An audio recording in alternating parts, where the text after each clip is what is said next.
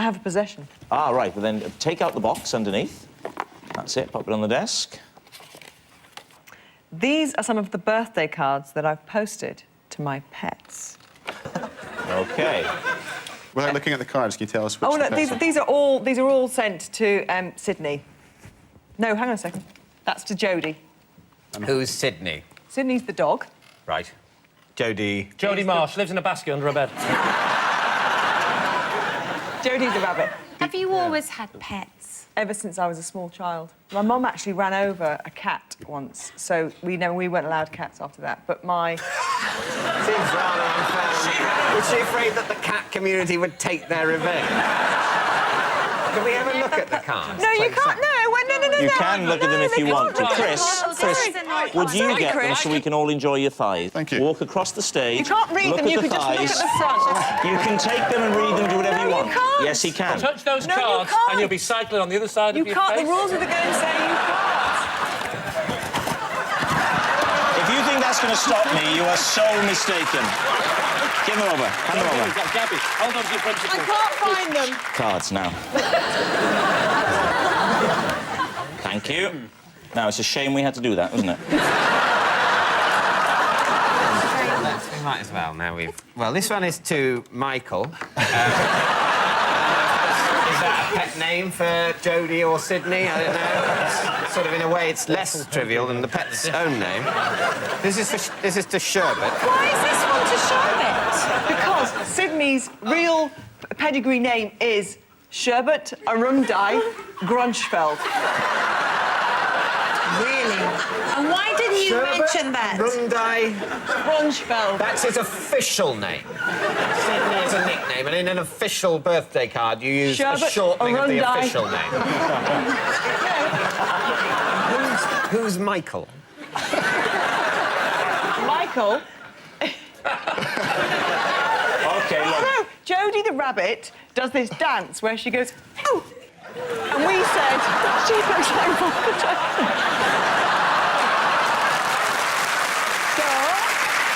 So, David, what are you going to say? It's a difficult one. I just... The thing is... It's got to be a lie, surely. I think we think it's a lie. We've got to go for a lie. You're saying lie. OK, so, saying it's a Gabby, lie, yes. were you telling the truth or were you telling us a lie? I was telling a lie. So please welcome this week's special guest, Mick.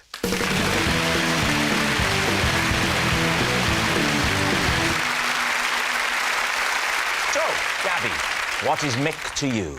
This is Mick, and I deliberately tripped him up during the wheelbarrow race at my son's sports day. OK, James, how do you know Mick? This is Mick, and for 6 months, he was my sworn enemy when a practical joke got out of hand. And finally, Lee. This is Mick. He's my son, and I'm only allowed to see him every second Friday.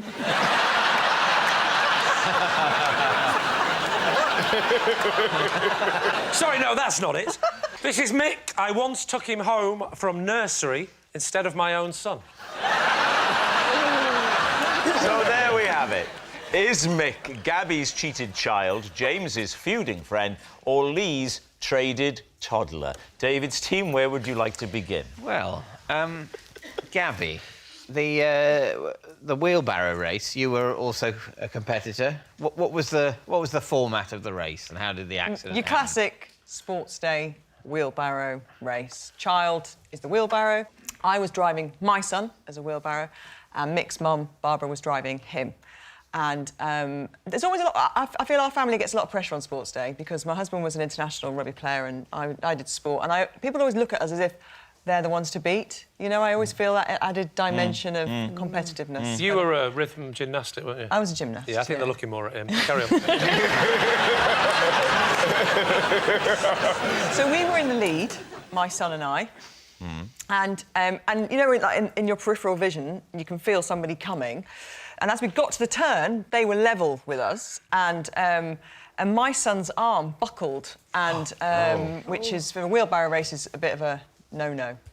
So it takes you a couple of seconds to recover. So now we're behind. Quite painful for your son as well. Perhaps that should be the main concern. Classic sports person. That's a no-no! We need this! we got back level with them, and I'm ashamed, obviously, about what happened next. So I can feel, you know, these horrible thoughts coming into my mind. You know, we could take him out. You know, we could. Wow. Come on, this is why we've been taking all the drugs. And I stood on his hand. And so I know. Deliberately? You were thinking we should take him out. So he then slightly buckled. So Which is a no-no. He got himself back into the race, and I decided that I couldn't let us win because that could be construed in some people's eyes as cheating, standing on the opposition's hands. And in some people's eyes, physical assault. So I had to then sabotage us because I couldn't let us win. So I deliberately kind of pushed my son into the ground. So you assaulted 2 children. I kind of just, you know, pretended to trip onto Reuben. So, Right. and then his arms buckled, double buckle, which is a no. No. And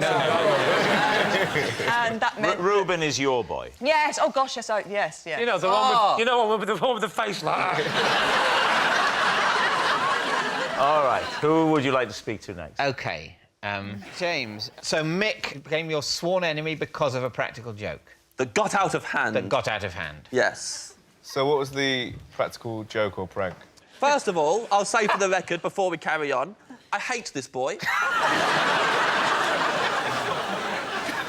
I'm nothing but content for him, and I'm furious he's got on this show. I just think I feel I can only see him every second Friday.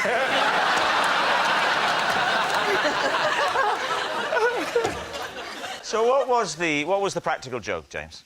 He put cabbage leaves in my bed. How did he get in your room? I was staying at his house. On a sleepover? How old are you? A few years ago. Yeah, well, he wouldn't have been born. He was 9. And you were, what, 31? I was, what, 28? 29? And how do you know him? I know his dad. He's his son.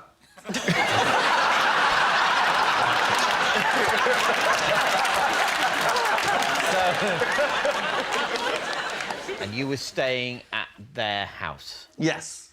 Why did he put cabbage leaves? Why is that a thing? Well, it's not a thing until he started doing it. Yeah. There's something severely wrong with him. I don't know why he started. But you say following this kind of started stunt. doing it. Was Yeah. What do you mean? This is a one occasion when you're is it? staying there. Well, I don't know. This is the first of many, David. I said got out of hand. I do not use those words lightly. So you regularly stay at the house of... Oh, no. Oh. This little man does not restrict these pranks to his own house. He has no respect for anyone's privacy and will cross any boundaries available to him. I hate him with all my heart. Yeah.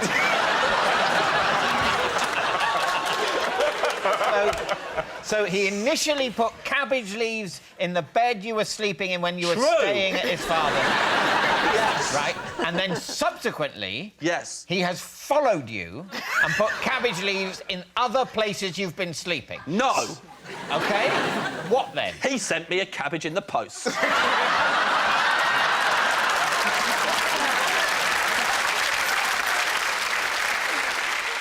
He sent me half a cabbage, cling filmed, in a box. I was out when they delivered it. I had to go to the post office to pick it up.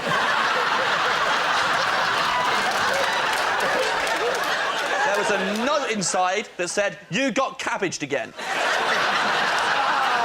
So, OK, so he's doing that. Did you, bearing in mind that this is a minor, did you at any... It was a major as far as I'm concerned. Did you at any point retaliate? Yeah, but it took me 6 months. What did you do? After 6 months of this... Well, but you say 6 months of this. Yeah. What is this? There's the initial cabbage leaves in the bed at his house. Yeah. And there's the posted half cabbage. Yeah. Anything else? His granddad cabbaged me to my face. What does that mean? Gave me a present. It was all wrapped up nice. I thought it was a nice present. I unwrapped it. It was another half a cabbage wrapped in cling film. Members of the public started cabbaging me.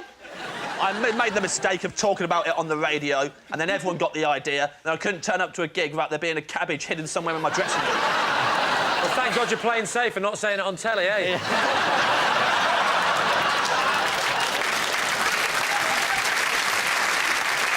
So, did you retaliate? Absolutely did. I removed all of his belongings from his bedroom and replaced them with cabbages. That's, I would say, a disproportionate response. 6 months of my life, David. 6 months of my life of not knowing where the next cabbage was coming from. It was horrible.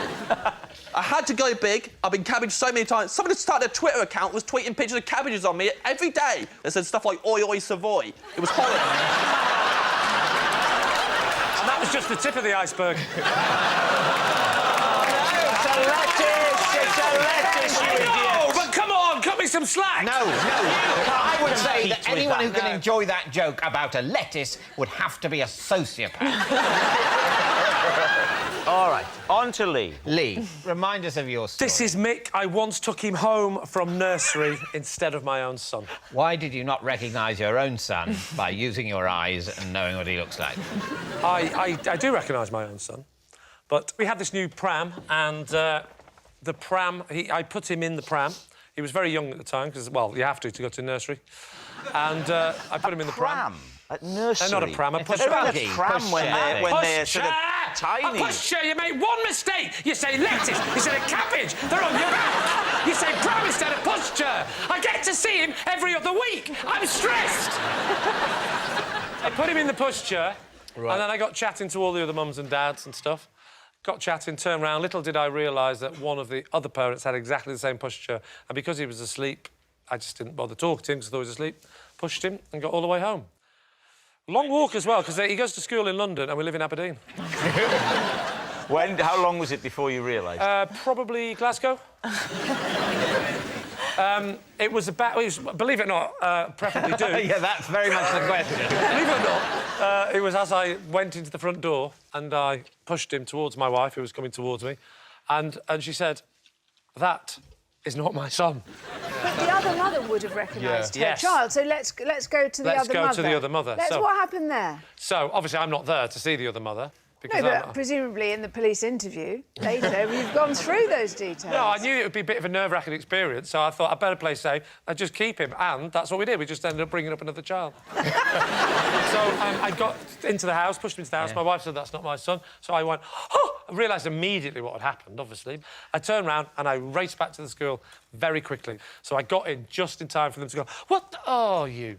And then... So you got back just in time. Got back in time. Just before Mick's mother was going to start screaming, my child has disappeared, my child has disappeared. Yeah, because what had happened is she was getting a bit frantic, but someone had calmed her down by doing the obvious and pointing to the child and saying, use your logic here. Yeah, there's a child abductors don't tend to leave Swap, a child as well. So, David's team. Is Mick Gabby's cheated child? Maybe. James's feuding friend? Maybe. Or Lee's traded toddler? No. I think that the cabbages, that is a good trick, because cabbages, when they get warmed up, stink. I also have, been to many a sports day where the parents do get incredibly competitive. I would probably lean towards Gabby. What about you, Melvin? Which way are you leaning? I believe Gabby, but James is just weird, so I believe him even more. Your paranoid view seems to be the whole country's in on it. Now everyone's sending you cabbages. Every time people laugh at me, I suspect they're my enemy, which makes my job very difficult.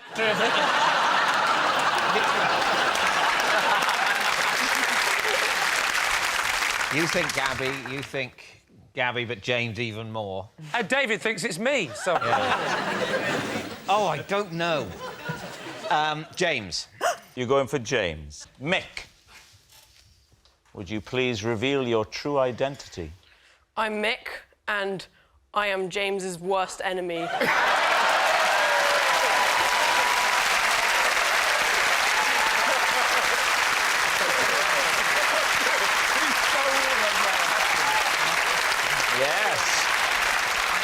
Mick is James's feuding friend, and here's the proof that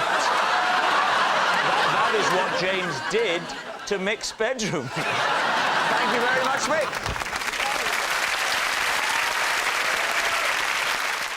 When I present a show for the first time, I like to wear red underwear. David's team, what do you think? People were genuinely moved by that. Why? Red is a colour synonymous with luck and fortune, with the Chinese, anyway. And I... Right. Chris, you must know what superstitions... I don't follow superstitions. You should. You'd be really good, then. The Chinese, this Chinese thing with red, none of you looked like you had any recognition of that. I thought this was quite well known. No, I associate red with sort of communism and, and the colour bits of the map are painted during the glory days of the British Empire. The Chinese do get married in red, don't they? But you're not Chinese. Why do you find that the need to go for a Chinese custom? Yeah, what's wrong with our luck? What's wrong with a nice horseshoe or something?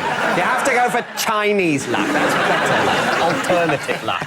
Nothing on good conventional luck. An operation, not acupuncture. I'm not sure if there are actually any colours synonymous with luck in the UK. I'm not really sure. Why don't you stick two magpies in your bra? Bad luck. I do actually say, if I see one magpie, I say, hello, Mr. Magpie, how's your partner? Because you have to say partner. You can't say wife or husband. Right. That would be assuming that they have a heterosexual relationship. So a magpie... It's political correctness gone mad. David, what do you reckon? It's very hard. I'm a very indecisive person, as you know, Rob. It's very... As you know, Rob, that makes it sound like I'm always coming on to and you're always saying I can't make my mind up. What do you think? Well, it's a difficult one. You're the captain, come on. It's your You want me choice. to show leadership? Oh, Christ. I'm gonna Can you imagine if he'd have been on your Olympic training team? I can't get to win. Well, just try cycling quicker. I don't know. I can't. Just... You're saying it's... I'm saying true. You're saying it's... I think it's a lie, but... on balance, I think it's a lie. So I'm going to say lie. You're saying that your team consider it a lie, Gabby Logan. Is it a lie or is it the truth? It is the truth. Yes, it's true.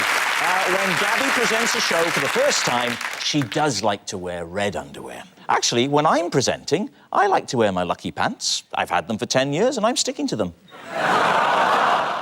When I want to remember something late at night, instead of writing it down, I just grab an object from my bedside table and throw it across the room.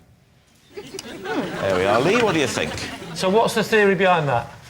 Well, I think that if I throw it in the morning, I'll remember what it was that I was trying to remember. So, for example, if you were lying in bed and you were thinking, I must remember tomorrow to pick up the pillow, you'd get the pillow, you'd throw it... Have you experimented with slightly easier techniques of remembering stuff, like pen and paper, maybe? It is quite odd to throw things, but actually, in a way, having a pen and paper next to your bed, I would say is odder. I'd be more freaked out like it was some sort of marking system. Is that why there's pen and paper next to the beds in hotels? It's in case people want to mark each other. It's not just for countdown, David. When was the last time you did it? Do you remember? No, I was just... Sorry, what was that? That was an odd moment, wasn't it? First of all, we're trying to work out which of the two of you she's looking at. If indeed, was it both? What happened there is I considered saying something and then stopped myself. I thought before anyone had noticed I'd considered saying something. And I, comedic effect, pretended that we were sleeping together. Trust me, we knew it was for comedic effect. Yeah, it's the only reason anyone ever does sleep with me. So, no, the last time that I did it was to remember... I think I hadn't done my kids' school lunch boxes, so it was to remember to do their lunch boxes. All right. Does it have to be something related? So if it's to remember to book a taxi, do you throw a model taxi onto the floor? Is it something that will there be a clue? Will the clue be there as we go through? The clue is when I'm doing David Frost. Somehow, when I trip over them in the morning, it just immediately triggers. So, Lee, what's it going to be? I think it's a 50-50 one, this. Oh, no. Sorry. What would your percentage balance be? I think 100% it's a lie. That's a big call. Which way are you leaning, Christian? Oh. Oh, for heaven's sake, please, I must nearly this answered be... that. Must this be a festival of smut? I suspect it's probably true. I think I'm going to lean more towards Christian and say that is true. You're saying true. OK, Gabby, were you telling the truth or were you telling a lie? I was telling the truth.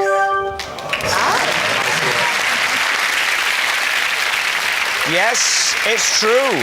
Whenever Gabby wants to remember something late at night, she grabs an object from her bedside table and she throws it across the room. I once had to give Alan Hansen a piggyback across a muddy car park because he didn't want to ruin his new suede shoes. Please, T. Who is Alan Hansen? He was. Are you serious, by the way? No.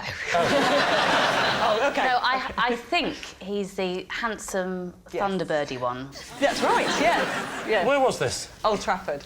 That was the muddy field? No, the car park outside of Old Trafford. Oh, it was the car park of Old Trafford. It was a very wet, typical kind of northwest day. And Let's not be northernist. The car park was actually flooded in some areas and quite wet. And we'd had an evening match. It was an FA Cup replay, and he was joking about his shoes, and I, for a laugh, said, "Just jump on." And how far? How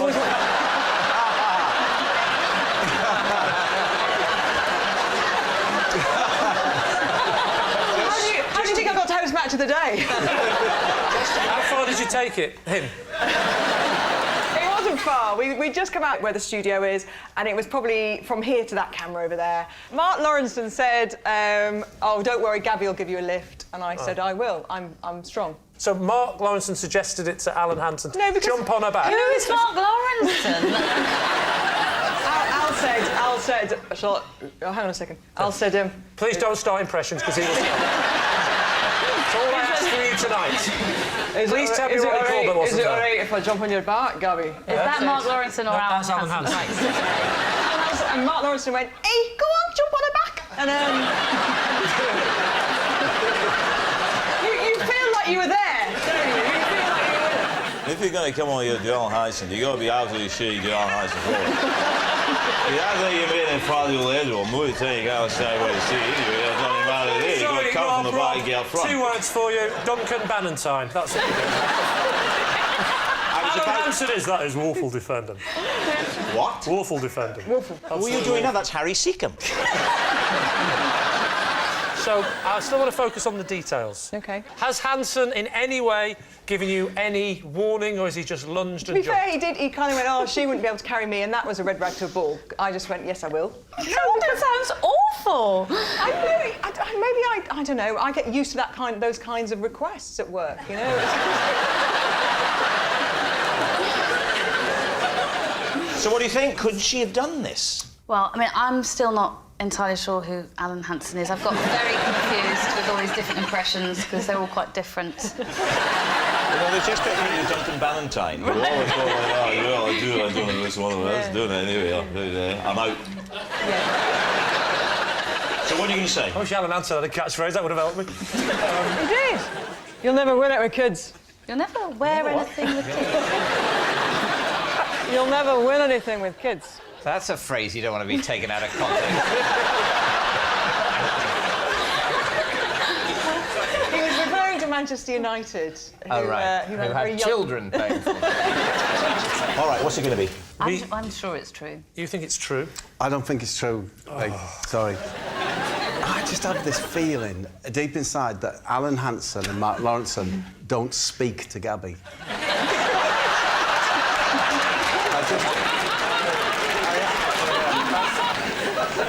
I know what you mean. I've been swayed now. Since I don't know who any of these people are, maybe you should go with Bob. OK. Bob will take leadership. OK. And responsibility. As we say, it is a lie. So, Gabby, truth or lie? It is a lie. Oh. Clever. Our next round is called This Is My, where we bring on a mystery guest who has a close connection to one of our panellists. This week, each of David's team will claim it's them that has the genuine connection to the guest. It's up to Lee's team to spot who's telling the truth. So please welcome this week's special guest, Richard.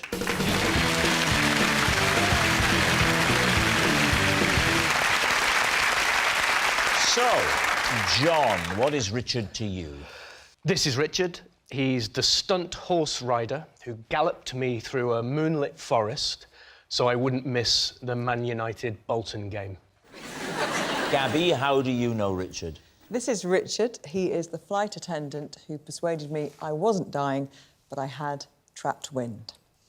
And finally, David, what's your relationship with Richard? This is Richard. He came to my aid at the local tip when I lost my specs in his great big skip. Lovely. So, there we have it. Lee. Right. Would you like me to describe him, by the way? Would that help you suss out which of the three he might know? Yeah, a little bit of audio description. OK, well, he looks quite a cool dude, actually, so we can rule out that he knows David. Actually, I think you might know him because he's dressed as a policeman and he's not talking. So who are you going to quiz first? Right, John. He's the stuntman that covered you.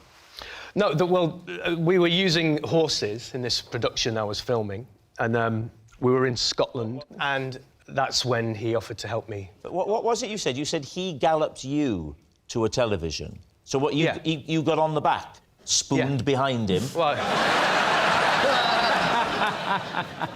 I wouldn't say that. I wouldn't say I was spooning him. No, I was just riding on the back of his horse. And you were clothed? Fully clothed. Yeah. And the horse would have been quicker than a car in this instance? In this instance, yes. We talked about it early in the day, and he said, I know exactly where you can watch it. There's a pub over there, and I can definitely get you there for kick-off. And he literally pulled up outside the pub, you jumped off and ran into the pub like a desperate cowboy? Well, no, he came in with me. Oh, he came in with you? Yeah, and where the did you put the... Yeah. Tied it up outside. You tied it up outside on the thing?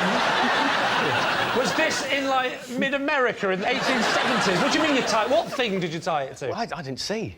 I just got off the horse, and then he came in. You got where you were going and you went into a bar and you didn't take the horse purely for the joke that would have followed. Am I the only one who doesn't know what the joke would... The reason why you Why don't... the long face? Yeah, but the reason why you've never heard that joke, Rob, is because it's a bit sensitive with you, isn't it? You sound like you've got quite a little round face. Isn't that lovely? Yeah. Thank you very much, Chris. I sound like... It wasn't meant to be a compliment, but... What kind of faces do the rest of us sound like we have? That's quite interesting, yeah. Take some time with Lee in particular.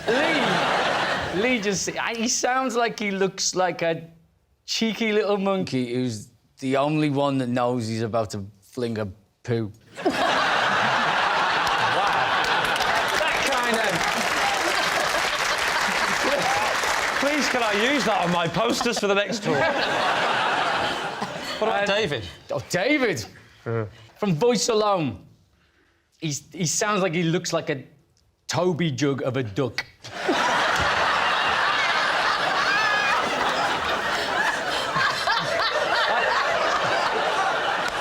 That is bang on. I mean, I think the that is the image I go for. I think this deaf neighbour of yours was right the first time. Right. Lee, who would you like to quiz next? OK, Gabby. Just remind us, Gabby, for the benefit this is of the Richard, slower and he members. is the airline steward who persuaded me I wasn't dying.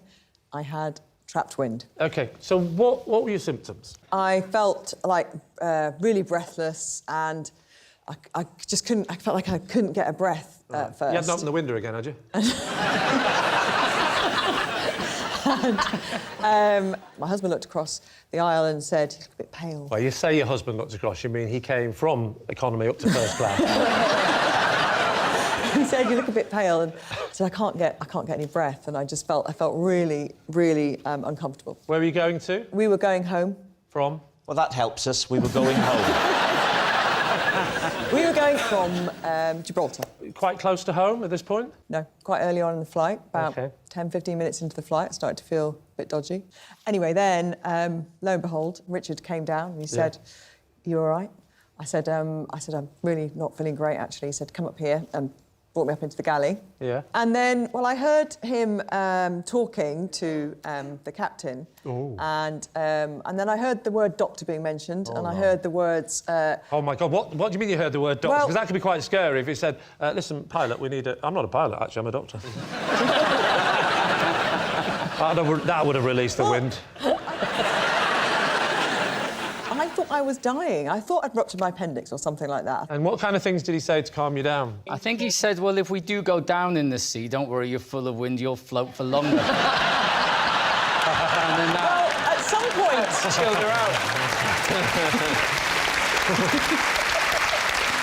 At some point, he kind of knelt down in his very caring way and said, "There is a possibility this could be trapped wind," which filled me with horror. Because it was just going to all come out at some point, and that's embarrassing. Yeah, but better than dying. So then he just went one step further, and he said to me, "If we lower the plane, there's a good chance..." Well, so your internal pressure would be less? So he said, "There's a good chance it could come out, but I've got to warn you..." Whoa. Would that work? Does the science add up there that you're more likely to release wind? At this point... By that logic, everyone would be farting on takeoff.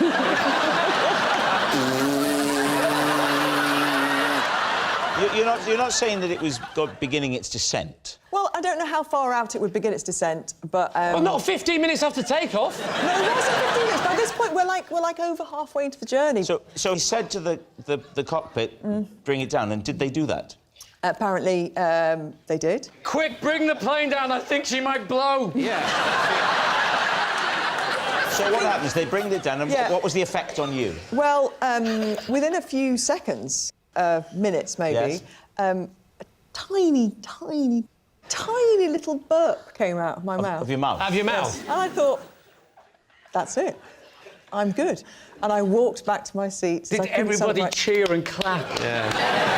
The truth is, when I say that... The truth is, it didn't happen, Gabby. That's the truth. The truth is, when None of this has ever happened. I don't think you've even ever been to Gibraltar. The only bit of this that I believe is that you fart a lot.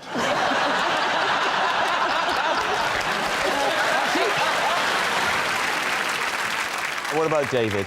Remind us of your claim. This is Richard. He came to my aid at the local tip when I lost my specs in his great big skip. What were you doing at the tip? What were you getting rid of? I was getting... Not another body, David. Not another body, no. I bury them. Cover them in acid. But no, this was 2 CD players and a DVD player. What did you do with them at the tip? I put them in the small electrical goods skip thing. And so what did you do? Did you lean right over to put them further in the middle? I leant right over. Did you place them? Was it a shallow skip? No, it was deep. You had to go up a staircase, like a wheelie set of stairs. Yes. Now, most people throw things in skips by just lobbing them. They don't lean over. And I'm trying to work out... Upstairs and then lean over, no? Yeah, the up the stairs thing, I'm not quite... I mean, how tall was this skip? Why didn't you just throw them in? It was about a foot high, but I thought it would be fun to climb a staircase. Take us now to the crux. The losing of the glasses. The losing of the glasses. OK, so I'm throw the things in, the skip, and they make a crashing sound, and I lean in to peer to see what I, in my mightiness, have wrought. My glasses were a bit loose, and... You had quite a sweaty head from all of the effort of lugging the 2 CD players and the DVD the effort player. going up all the stairs thinking, this isn't very practical. What if I was throwing away a dishwasher? And they slid down my sweaty Toby jug duck beak. And fell into the skip? And fell into the skip. Did you shout for help? I went, excuse me! And then what, Richard appeared? He appears. He goes into the skip. Yeah? I mean, I'd explained in words what had happened. I'd said my glasses just fell off. They should be directly below here. I And can't... did he not say, well, in you go then? Yeah, why did he think he it was didn't his say in you job go to do then. that? He said, he said, it's all right, I'll go in and get them. And did you ask why? Why he'd go in and get them? Yeah. Why, did I want to talk him out of it?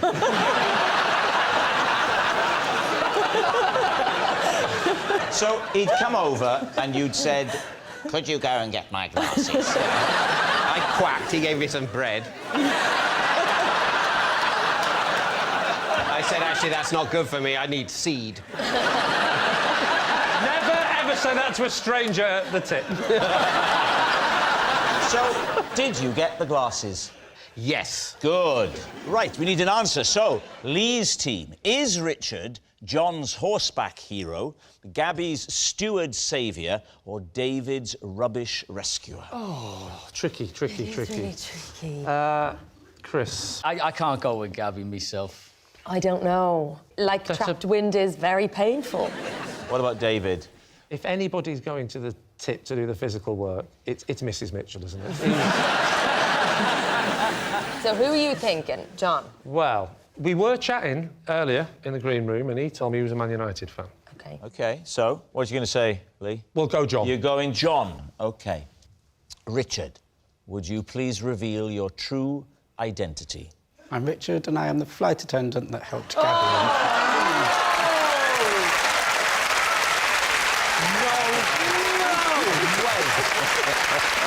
Richard, you're on national television. Did you ask the pilot to lower the plane? We were descending anyway. Yes, Richard is Gabby's steward saviour. Thank you very much, Richard.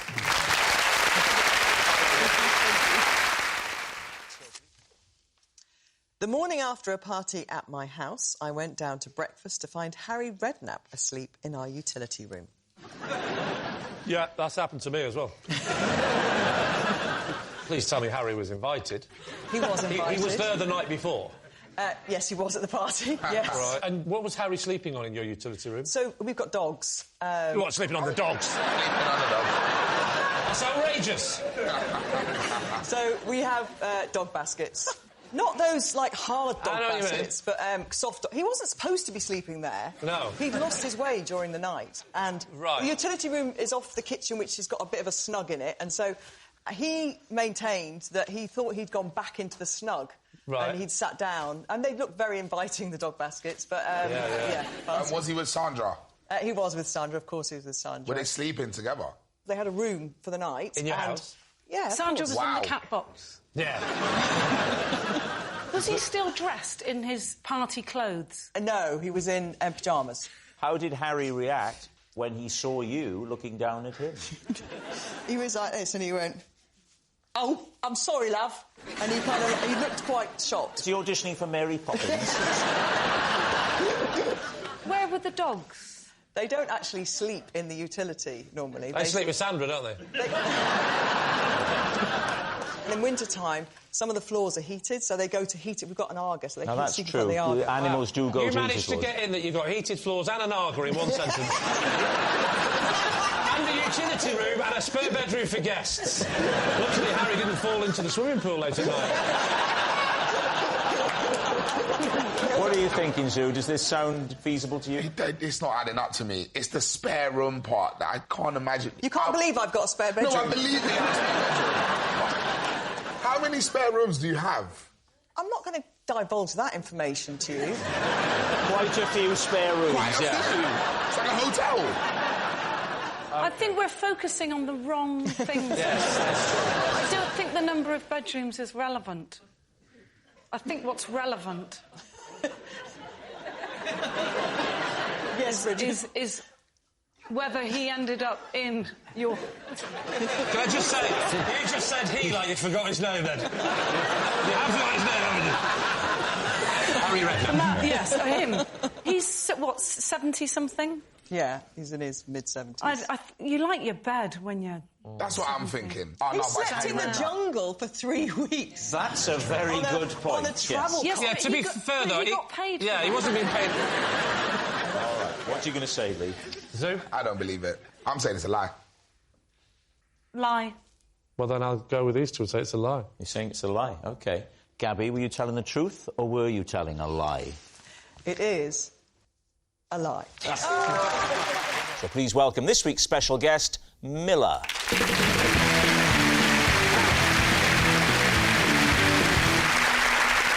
So, Steve, what is Miller to you? This is Miller. He presented me with a trophy after I rode 2 miles down a river on an inflatable rhino. Gabby, how do you know Miller? This is Miller, and I know Miller because we often take one of my dogs flying. And finally, David, what's your relationship with Miller? This is Miller. I accidentally outbid him for a cuckoo clock when I sneezed at an auction. So there we have it. Lee's team, where do you want to start? Should we start with... Who do you want to start with? Steve?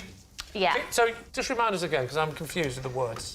So he gave me a trophy after I rode 2 miles down a river on an inflatable rhinoceros. What a man.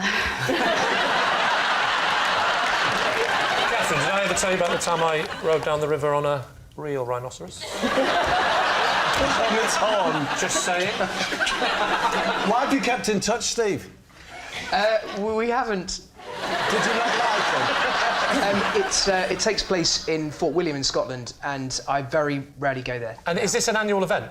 Yes, it's the river that runs down the side of Ben Nevis, which is a whitewater river, and it's run on lilos, usually. I've been on that. That amazingly, I honeymooned very near there. You weren't there at the time that this event was taking place? No, but I know that is true, that Fort William is near Ben Nevis, so that bit... This is the bit I'm worried about now, because I need your help, and so far you go, oh, this is true, there is a mountain.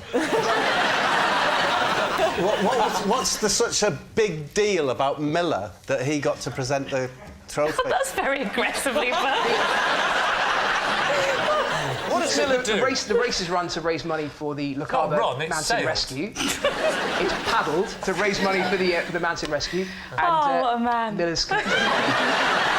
Was everyone else on an inflatable animal? Everyone else was on lilos. As in the traditional, what I'm thinking of as a lilo is just like a bed that's inflatable. Traditional, what you sleep on when you go camping. So it's a fun event where it's like the water equivalent of a fun run. You've got to try and stay on in a hostile environment on a lilo that's not designed for it. Yes? So why did you choose to do a rhino?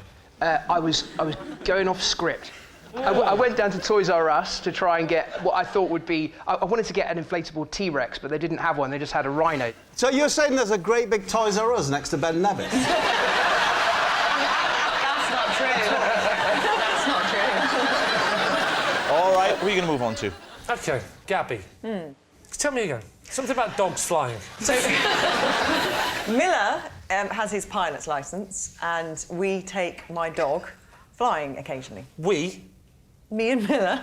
You two take the dog? Yes, Miller flies the plane. And what do you do? Right, You're a passenger, or are you learning to fly? No, I'm not yet. I'm not learning to fly yet.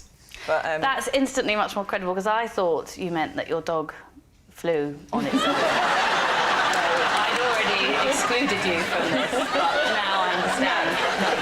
It's not you who wants to go, it's the dog that wants to go, Gabby. No, initially I wanted to go. It was an accident the first time.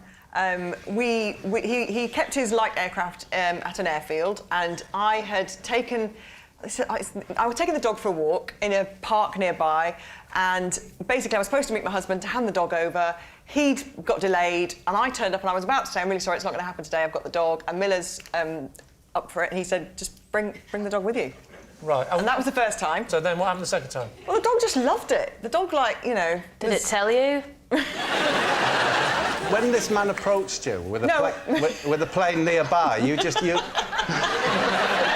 happy to assume he was a pilot. Take your dog up. We pre-arranged the whole thing. I don't think you've told us the breed. Boxer. Boxer. Yeah. Boxer's a big dog. Miller's a boxer. Big dog a boxer. Does he wear a seatbelt? Yes, but he doesn't... honestly, he's so laid back. He just kind of, sinks into the seat and... He wears a seatbelt? Well, you strap him in. Let's put a seatbelt on. Are you sure he's not terrified? He's never peed himself on these little hops. Yeah, but what about the boxer? OK, so this is the bit now, it's the detail. It's the seatbelt. Well, a dog in a seatbelt. A seatbelt on, because the first time, because I didn't know, if he'd react OK, so I, being his, his mummy... No, you're not his mummy, Gabby. Your husband is very ugly. No, but in his... Final Final question. If there's a bit of turbulence, do you ever turn around to him and say, is it windy, Miller?